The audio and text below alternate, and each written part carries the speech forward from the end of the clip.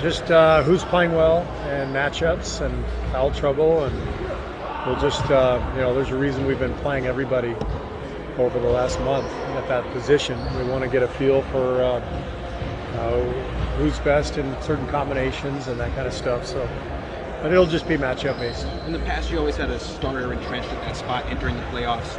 It's strange not to have one this year, and what are the pluses and minuses of going in with a committee mystery? Well, yeah, I mean I wouldn't say we always had it. I mean, we've changed centers mid-series before since I've been here. We've gone small with Draymond.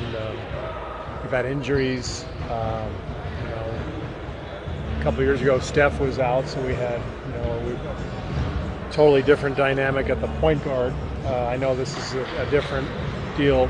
Now we've got the point guard and the center in flux. So it's just every year is different. Every year presents its own sets of challenges, and we just have to make do with what we think is the best fit and go from there. We'll just talk to Devon, who was talking about how he's done a lot of watching and waiting because the circumstances, so he gets to play in his first playoffs. What kind of role might he play after a successful season, and what do you think it means to him to finally have this moment? Well, he's in his third year. He's ready. He's been mentored for this role the last couple of years by some of his teammates and assistant coaches. They've worked with him every day. So Kavan is a really smart basketball player. He has great feel, great awareness, and I'm excited for him. The playoffs are so much fun. This will be, I think, his first real action. What level of accomplishment in NBA lore is the back-to-back going on? Say that again? What level of accomplishment is the back-to-back in NBA lore? I mean, it seems like the Spurs that are making that. Right. It's obviously hard to do. I don't know how many teams have done it. Maybe 6, I'm guessing. So we haven't talked about that as a group. It's not really my focus. I'm not trying to give them the historical carrot, like this is what we can accomplish. They know what we can accomplish and what's on the line. Well, in trying to get these guys to have that hunger, I mean, can that be potentially a motivation factor? This could be a staple in the time to get. I doubt it. I doubt I would go to that. I think there are easier ways to motivate, and mostly in the playoffs, there's not a whole lot of motivation necessary. Guys are going to bring in, they're going to play with a different emotion and intensity than what you've seen the last month. You'll ever go to that when you're in Chicago?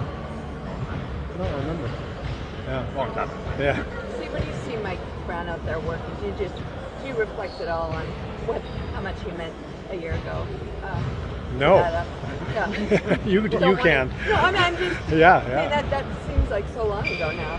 Yeah. Well, I mean, I hope I don't ever have to revisit that, but it is a great luxury and comfort to have Mike on our staff, knowing that he's been a head coach a lot longer than I have, and the guys respect him, the other coaches respect him. He's got a wealth of knowledge, so he's a huge asset for us.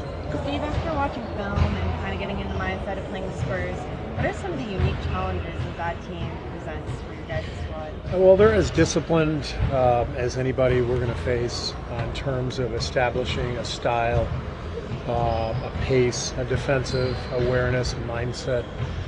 So it's hard. And when you play them, there's nothing easy. It's just like it's not going to be 128 to 121.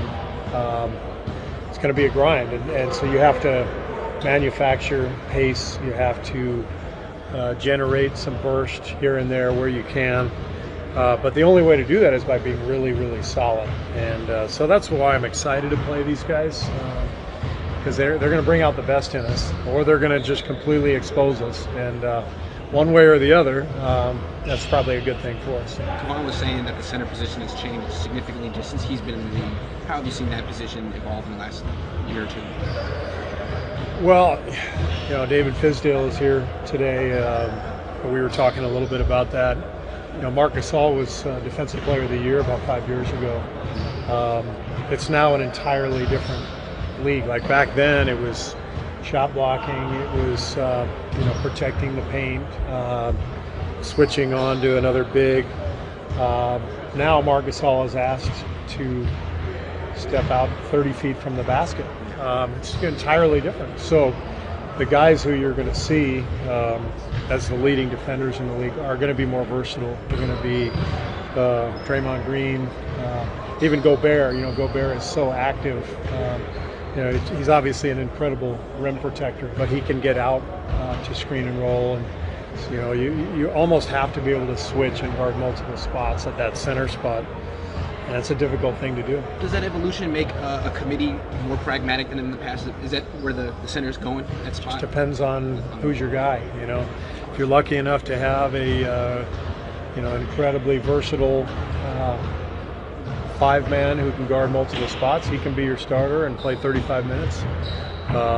For us, we play by committee because we have a lot of guys who do certain things really well, but they're all very different from one another. Steve, I know that Steph is going to be reevaluated tomorrow, but just to see him moving a little bit and dribbling and going up and down the floor, does that bring a smile to your face? I know it's premature, but at least to see him. No, it's good to see him. It's good to see him moving around, but it's he's not close to playing.